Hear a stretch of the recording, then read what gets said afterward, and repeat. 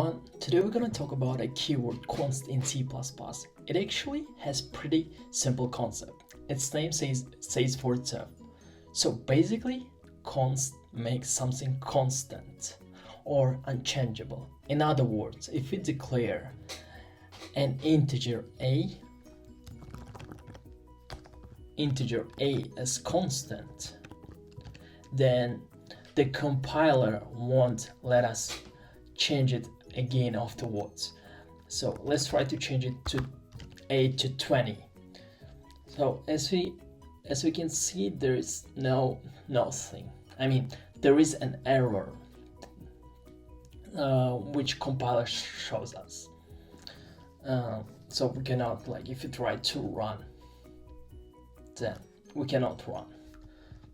So we can only run when we don't change that variable. So now we do run, and it shows us the results.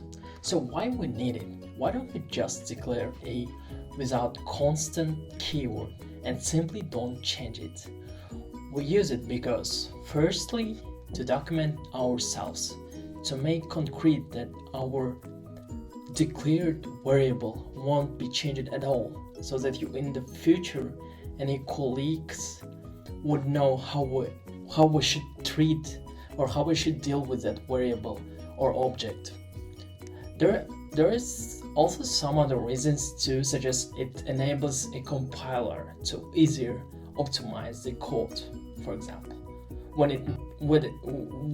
the compiler knows which variable won't be changed at all, and some other reasons. So I hope you get the general idea of what const does, and hope to see you in the other videos again. Bye.